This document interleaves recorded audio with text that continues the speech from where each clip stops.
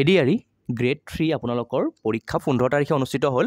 এটা নিউজ চেনেলত বহুত ছাত্ৰ ছাত্ৰীয়ে দেখি আছে, এটা নিউজ বাজি আছে আৰু আমালৈ মেছেজ কৰি আছে, বিভিন্নজনে ফোনো কৰিছে, খুব ডিপ্ৰেশ্যনত আছোঁ, কি হ'ব, আকৌ পৰীক্ষা হ'ব নেকি, নিদিওঁ, ইমান কষ্টকৈ পঢ়িছিলোঁ। যিসকলে চিৰিয়াছলি পঢ়িছে তেওঁলোকৰ বাবে খুব বেয়া কথা, কিন্তু অকণমান সময় লৈছোঁ জাষ্ট আপোনালোকক কিছুমান ভিডিঅ'টো যি ভাইৰেল হৈছে আমি সেইখিনি ক্লিপছ আপোনালোকক দেখুৱাই এটা কনক্লুজনত আপোনালোকক আনিব বিচাৰোঁ।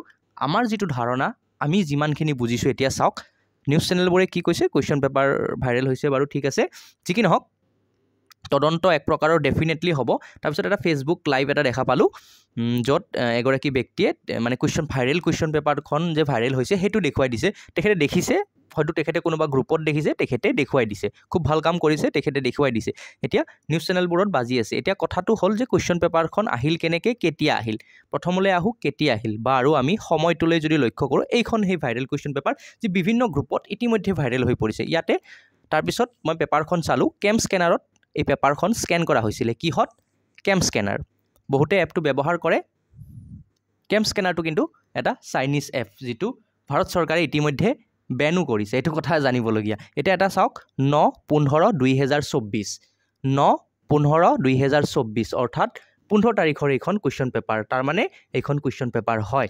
এতিয়া চাওঁ সময়টোলৈ যদি চাওঁ, ইয়াতে কিন্তু গোটেই কথাখিনি আহি যায়, 14:17 অৰ্থাৎ কুৱেশ্যন পেপাৰখন PDF-টো কেতিয়া বনাইছে, 2:17 বজাত বনাইছে, মানে পৰীক্ষা শেষ হৈ গৈছে আপোনালোকৰ 1:30, 1:30 বজাত আপোনালোকৰ পৰীক্ষা ইতিমধ্যে শেষ হৈ গৈছে। অৰ্থাৎ পৰীক্ষা শেষ হৈ যোৱাৰ পিছতহে কোনোবাই PDF-টো বনাইছে আৰু কুৱেশ্যন পেপাৰখন ভাইৰেল হৈছে। এতিয়া কথাটো হ'ল আকৌ পৰীক্ষা, যিহেতু পৰীক্ষা শেষ হোৱাৰ পিছত কুৱেশ্যন পেপাৰখন লিক হৈছে, গতিকে আকৌ ৰি-এক্সামিনেশ্যন আমি যিমান দূৰ সম্ভৱ যিসকলে সুধিছে আমি তেওঁলোকক কথাখিনি কৈছোঁ। কুৱেশ্যন চাওক, পৰীক্ষাটো দিয়াৰ পিছত সকলোৱে আহিছে, কুৱেশ্যন পেপাৰ এনচাৰ কি এইবোৰলৈ ডিছকাছ কৰিছে, কোনেও কুৱেশ্যন পেপাৰখনক লৈ মানে কুৱেশ্যন পেপাৰ ভাইৰেল হোৱা বুলি এটাও নিউজ নাই বজা।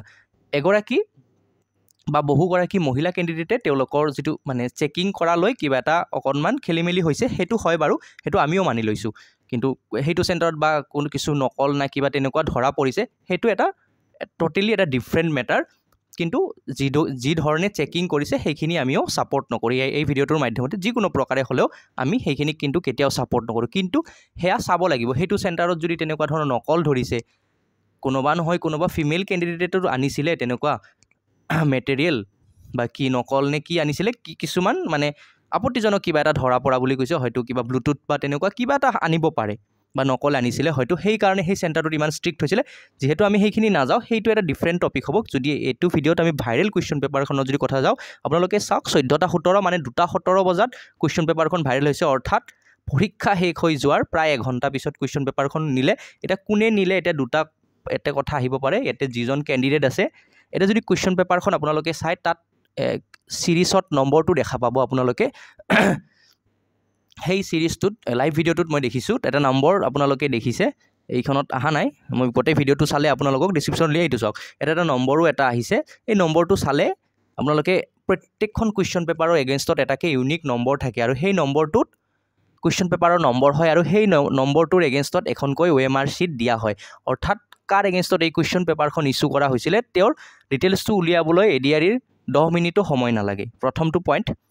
এতিয়া দ্বিতীয়টো পইণ্ট, যদি ছাত্ৰগৰাকীয়ে নজনাকৈ কোনোবাই এনেকুৱাও হ'ব পাৰে, ছাত্ৰজনে পঢ়া নাছিল, তেওঁ কেনেবা নহয় কেনেবা প্ৰকাৰে কুৱেশ্যন পেপাৰ মানে এক্সামটো বাতিল হোৱাটো বিচাৰে, তেনেকুৱাও হ'ব পাৰে। কিন্তু টাইমটো আপোনালোকে চালে গম পাব, পৰীক্ষা চলি থকা সময়ত কুৱেশ্যন পেপাৰখন ভাইৰেল নাই হোৱা। অ'কে, আৰু এক্সটাৰ্নেল ইভলিউটৰ যিগৰাকী ডিউটি পৰিছিলে, তেওঁ হয়তো বিচৰা নাই এনেকুৱা এটা ভাল ধৰণে পৰীক্ষা হওক, অসমত আকৌ এনেকুৱা ধৰণৰ এটা বাতাবৰণ আহক।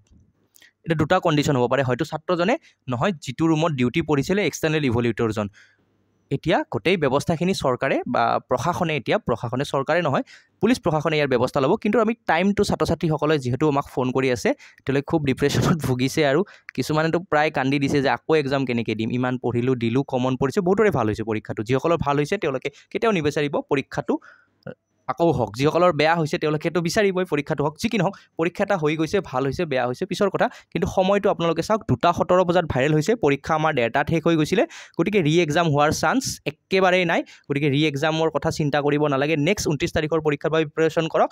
আৰু যিসকলে এই কামটো কৰিছে, ডেফিনেটলি আমি বিচাৰিম তেওঁলোকে তদন্তৰ আওতাত আহক, আৰু তেওঁলোকৰ ওপৰত কঠোৰতম মানে শাস্তি বিহা হওক তেওঁলোকে। আৰু ছাত্ৰ ছাত্ৰীসকলক ইমান মানে টেনশ্যন লোৱাৰ প্ৰয়োজন নাই।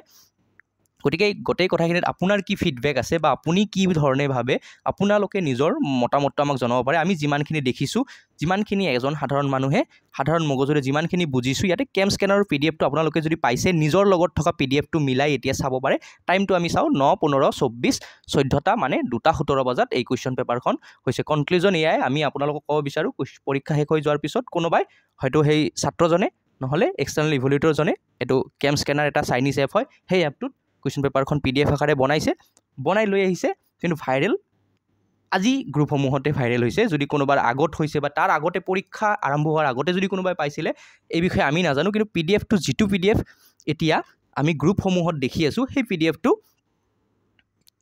মানে এই 2:17 বজাত ভাইৰেল হৈছে আৰু এটা কিবা ভিলেজ কিবা গ্ৰুপৰ নাম কৈছিলে সেইটো নাজানো বাৰু আমি নাই দেখা কিন্তু কিবা ভিলেজ জবছ নেকি তেনেকুৱা আৱাৰ ভিলেজ জব তেনেকুৱা কিবা গ্ৰুপত যদি আপোনালোকে এই সময়তে আপোনালোকে কি হাতত কি তথ্য আছে বা কি জানিছে সেইখিনি জনাওক যদি প্ৰয়োজন হয় আৰু কি যোগান ধৰক সেইখিনি তথ্য কিন্তু প্ৰাৰম্ভিক পৰ্যায়ত এইটো মই এইটো কওঁ 100% চিয়'ৰ যে এইটো কুৱেশ্যন পেপাৰ ভাইৰেল নাই হোৱা কাৰণ মানে পৰীক্ষা শেষ হৈ যোৱাৰ পিছতে ভাইৰেল হৈছে কাৰণ এই PDFটো চালে গোটেই PDFটোতে মেইন যিটো সমস্যা হৈছে কাৰণ PDFটোত আপোনালোকে টাইমটো নিজেও মিলাই চাওক আপোনালোকৰ হাতত থকা PDFটো আৰু আমি ষ্টুডেণ্টখিনি যিসকলে খুব বেছি ডিপ্ৰেশ্যনত আছে আমি এটাই কথা কওঁ আকৌ ৰি এক্সাম নহয় কোনো চিন্তাৰ কাৰণহে 29 তাৰিখৰ পৰীক্ষাৰ বাবে প্ৰিপাৰেশ্যন কৰক আৰু যিসকলে কৰিছে আপোনালোকে দেখিবই ৰঙাখৰৰ আলহী দুদিনমান পিছত হ'লেও হৈ যাব কোনো কথা নাই ভিডিঅ'টো চোৱাৰ বাবে আপোনালোকক অশেষ ধন্যবাদ এইবিলাক ভিডিঅ' অকণমান ইগন'ৰ কৰি অকণমান ষ্টাডিৰ ভিডিঅ'বোৰ চাই থাকক পৰীক্ষাৰ আগত এনেকুৱাকৈ সময় নষ্ট কৰিলে 29 তাৰিখৰ পৰীক্ষাটো বেয়া হোৱাৰ চান্স যথেষ্ট বেছি গতিকে সকলোকে অল দ্য বেষ্ট জনাইছোঁ ধন্যবাদ জয় অসম আৰু